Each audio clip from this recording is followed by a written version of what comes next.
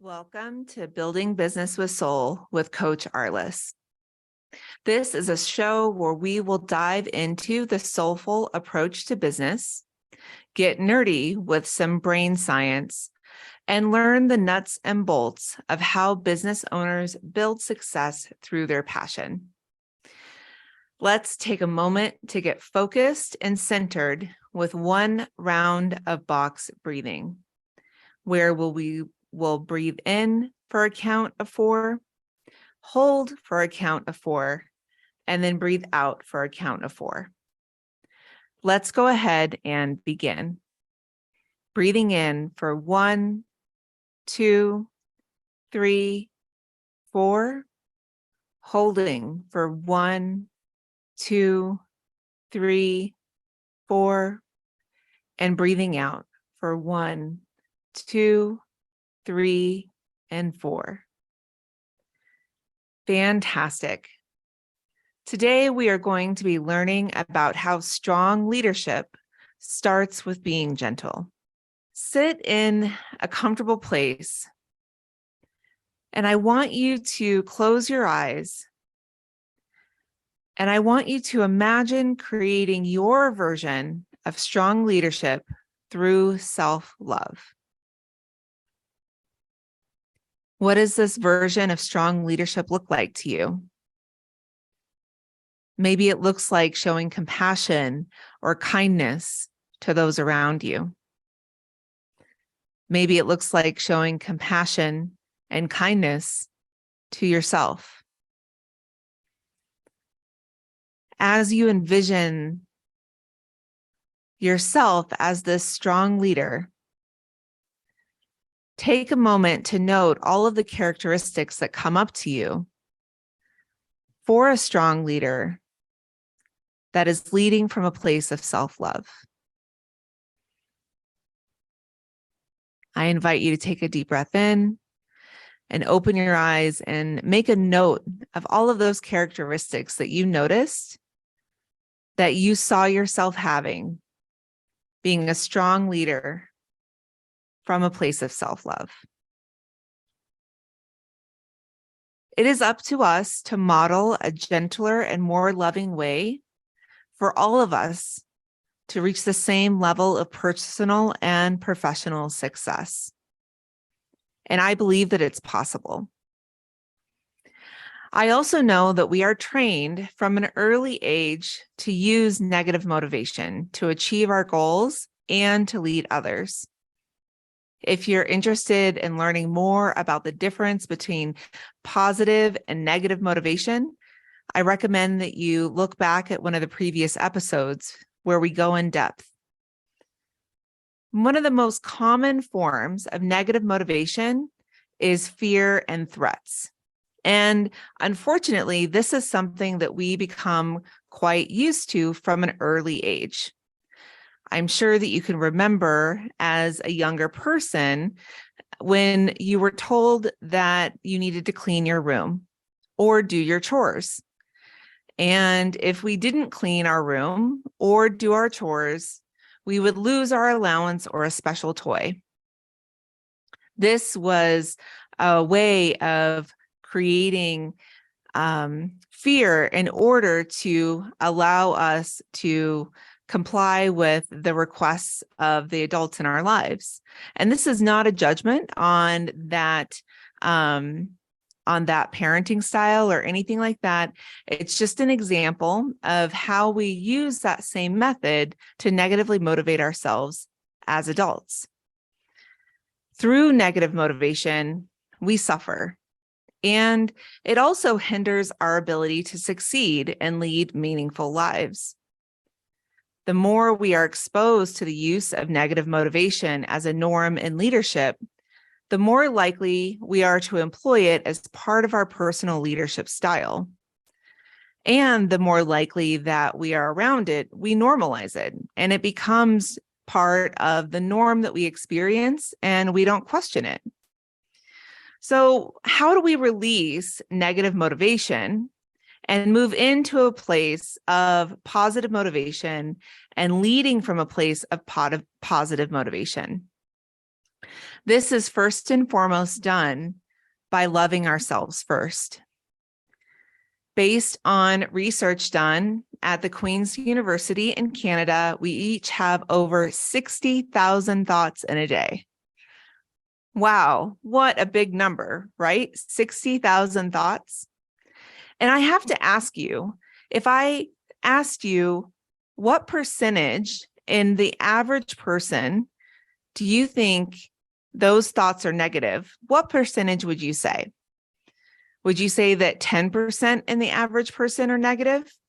20%, 40%, 50%?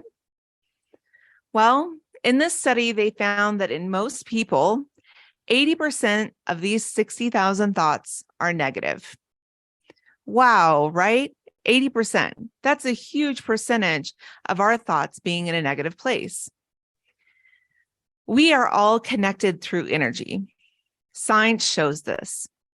And the energy we put forth out with our thoughts and words goes out before us. And it contributes to the reality that we experience.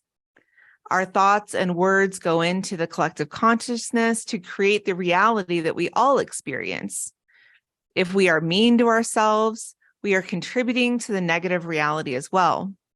And unfortunately, through negative self-talk in the form of criticism, shame, blame, and threats, we are creating a consciousness that abuse is okay. And this is because we are normalizing abuse in the form of negative self-talk, criticism, and shame and blame from the person that we are supposed to love and trust the most, which is ourselves. And this is really, really hard to hear. I know that this is really hard to hear. And even saying it, it causes a form of physical recoil within me.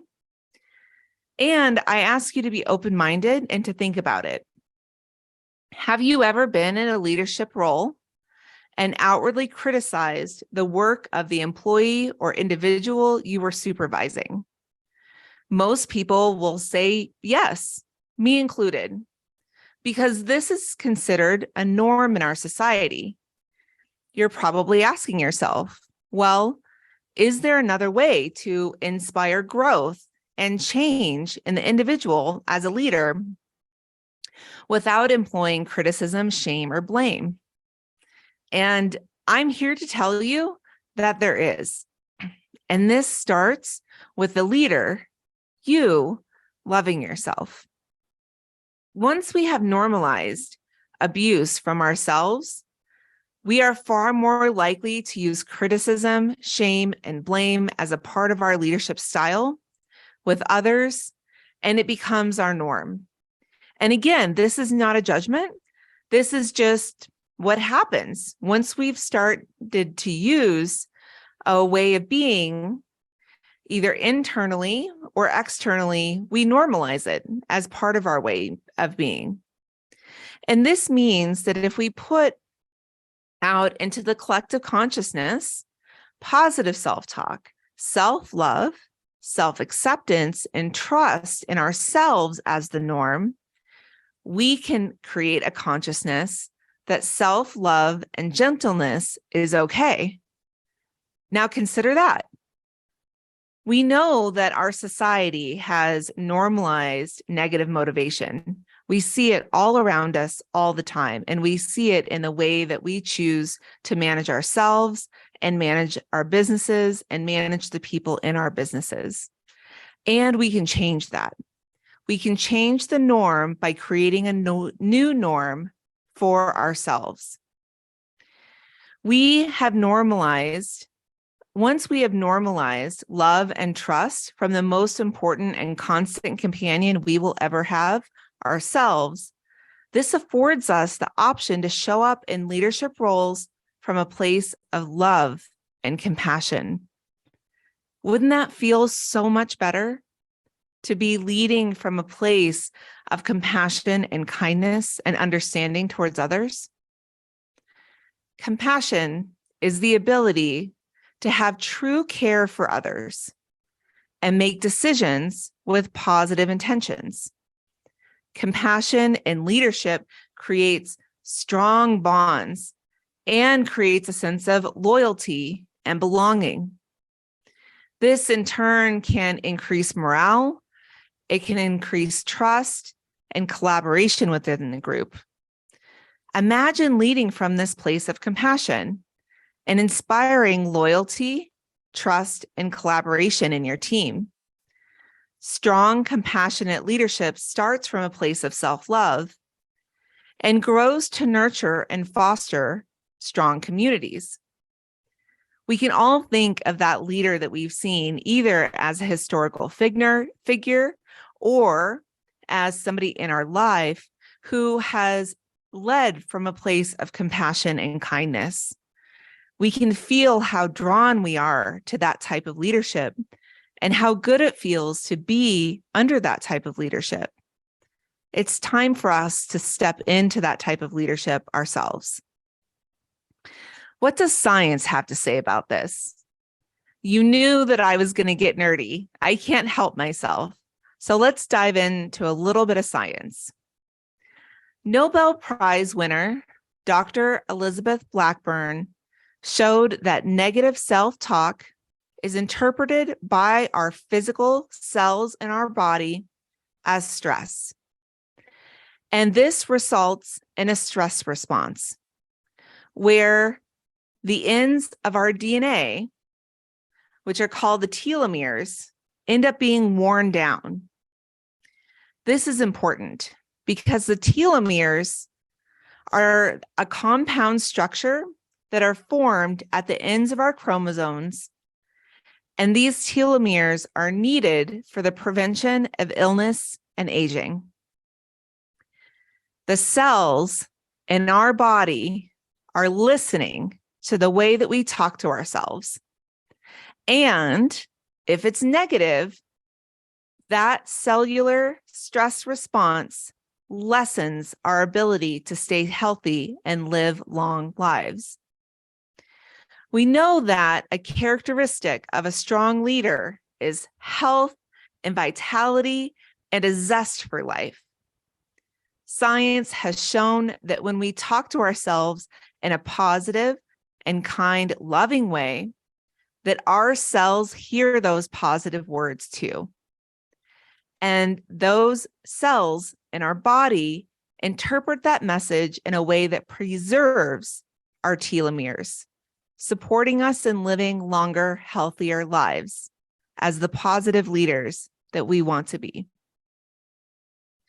As a leader, not only will choosing positive self-talk support you in your own health and vitality, this positive practice will also inspire those you lead to do the same. Imagine having a team of healthy, vital individuals expressing positivity as a core value who thrive under your leadership. This starts with you and choosing to talk to yourself in a loving, supportive way. I highly recommend the book, The Telomere Effect by Dr. Elizabeth Blackburn. Are you ready to get a little bit more nerdy? Well, the most compelling scientific evidence to embrace self-love as a means of becoming a strong and effective leader comes from Dartmouth College. Researchers at Dartmouth College identified the frontal striatal pathway, which is an area of the brain that's responsible for self-love and self-esteem. When this pathway is thick and strong and highly active, individuals experience strong feelings of self-love and self-acceptance. When we choose to show love to ourselves and practice self-care, these loving actions cause the frontal striatal pathway to become thicker, stronger, and more highly active.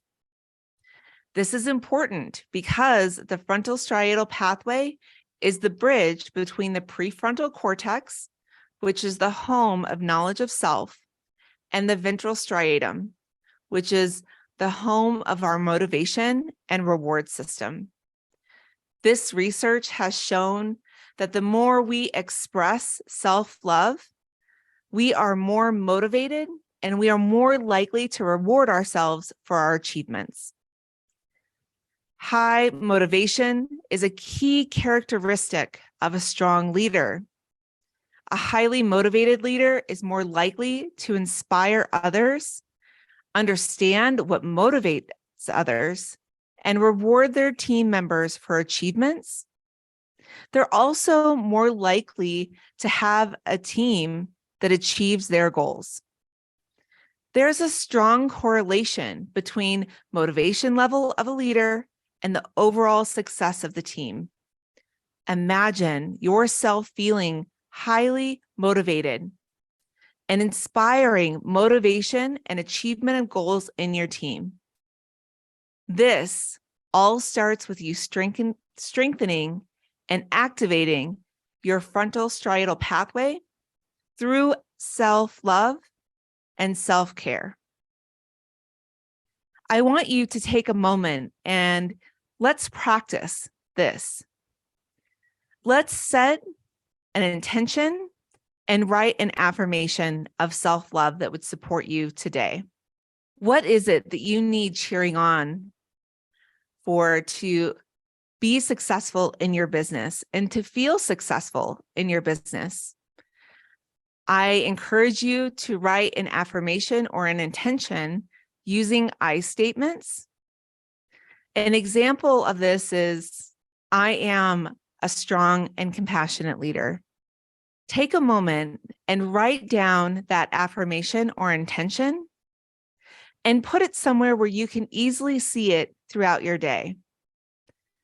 One suggested place might be on your bathroom mirror. Another could be on the dashboard of your car. And then make a commitment to yourself to use that affirmation and that intention each time you see it. Make sure that you say it out loud to yourself. Positive words are so much more powerful when our ears can hear our own voice saying them.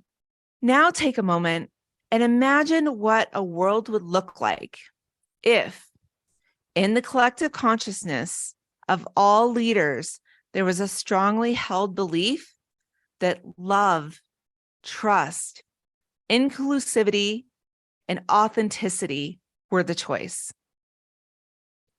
Now that is a world I want to live in. And it all starts with leaders like you. We all came into this world knowing that we are divinely connected to source energy, knowing that we are divinely connected to every living form in the universe, knowing that we are unconditionally loved, and that we unconditionally love ourselves. We don't have to learn something new from scratch in order to put into place self-love and positive motivation. This is something that was born into us, that we came into this world knowing. We just have to start today by practicing self-love, self-acceptance, self-care, and compassion, and getting back to what we already know. The practice of self-love is not always easy. Sometimes it can feel really challenging, but you can choose to keep your practice really simple, which can make it more accessible to you. What can you do to begin your self-love practice today? One suggestion is to stand in front of the mirror and tell yourself, I love you. I know that that might be a big ask at first. I remember when I first started doing mirror work, I could barely look myself in the eyes, let alone tell myself I love myself. Start simple, start small. Start by just looking yourself in the eyes, and then move on to saying loving and kind words to yourself. Another suggestion is that you could sing yourself love songs. I have a playlist of love songs that I sing to myself, and I mean every single word. That playlist cheers me up and supports me in achieving the goals of my business and knowing that I am loved along the way. You could also write yourself love notes, very similar to the intention or the affirmation that you already wrote today. Have you ever received a love note from a friend or a family member or a partner and known what it feels like to feel that feeling inside when you open up that love note? You can do the same thing for yourself. Write yourself little love notes or little reminders of how awesome you know yourself to be. Put them in jacket pockets or in your purse, or put them in a drawer that you don't open every day. And watch yourself be just blown away by your own words and supported by your own words with that simple surprise of finding that love note in your pocket that maybe you wrote weeks or months ago to yourself. Another simple tool that we can use to love ourselves deeply is to give ourselves a big hug. Why don't we do that right now? Take your arms and wrap them around yourself and give yourself a big squeeze. This is a way that we can physically show ourselves love, and we can comfort ourselves by giving ourselves that hug that we need during the day. One easy step towards self-love is to take the time to just notice when negativity is present. Listen to how you speak to yourself. Is it kind and loving? Or is it in a way that you would never speak to another person on this planet? I know that when I first started listening to myself, I was shocked by the things that I was saying to myself. We are not going to change that overnight. In fact, we may not change the negative self-talk within us in a lifetime, and we can make positive progress all the time. The first step is to listen and to notice and do it from a place of loving kindness without judgment. When we have gentle awareness and we notice our self-talk without judgment, this allows us to step towards a place of changing that negative self-talk to something positive. That noticing when negative self-talk is present is a giant step towards self-love. I invite you to be compassionate towards yourself when you view an action, thought, comment as a mistake, or as I like to say, a misstep. The more you practice compassion with yourself, the more likely you are to use compassion when leading others. There was a study done in 2021 that looked at why businesses that were able to be resilient, and they found that the biggest characteristic as to why businesses were able to be resilient during 2020 and survive the pandemic was self-compassion on the part of the business owner. The business owner being able to be kind to themselves during the process of dealing with challenging things.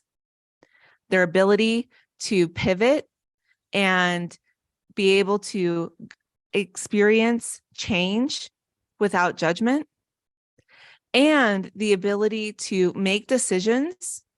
And if those decisions didn't work out exactly how they expected, to not be mean to themselves, and instead be kind and compassionate to themselves and give themselves the opportunity to make another decision. Finally, I want you to schedule time in your day to practice self-care and self-love. We've gone over a number of examples of self-care and self-love in today's show. And self-love and self-care are vitally important for us showing up as strong leaders in our business. I want you to set that time in your calendar as an appointment and make it just as important as your most important client appointment. Because how you show up for yourself how you treat yourself, how you show yourself love and care will turn into how you treat others in your leadership roles. I love finding a form of self-care that feels right, and I encourage you to do the same. One of the first things that I do in the morning is meditate. Meditation allows me to clear my mind. It allows me to be in a relaxed state, and it allows me to come into my day from a place of peace and calm. Maybe you enjoy sitting and watching the sunset, and that is an act of self-care and self-love to you. Seeing the beautiful colors bloom in the sky brings joy to your heart and allows you to feel that deep sense of self-love inside. Self-care is what feels nourishing, supportive, and feels good to you. You don't have to follow any subscribed self-care routines. I encourage you to make your own. Think outside the box and do the things that really feel good to you. By scheduling self-care, you are also strengthening your frontal striatal pathway, which increases your motivation and allows you to more effectively motivate those you lead. I invite you to reframe your mindset, rebuild your self-love, and reconnect to the unconditional love that we have all known as our truth since we were born. These are the essentials to becoming the strong leader that you desire. Can you now imagine loving yourself enough to be the strong leader that you desire? I sure hope that you can. I'd like you to take a moment today and recognize at least one thing that you appreciate about yourself. I know that you are doing the best that you can do, and your best is good enough. You deserve to be recognized for the efforts that you are putting in to do amazing things in your business. Thank you for joining me, Coach Arliss, on Building Business with Soul. If you would like to learn more about me and how I support entrepreneurs, I invite you to check out my website, soullutions.com. That's SOULLUTIONS.com. Join me next week when we dive into more soulful approaches to business.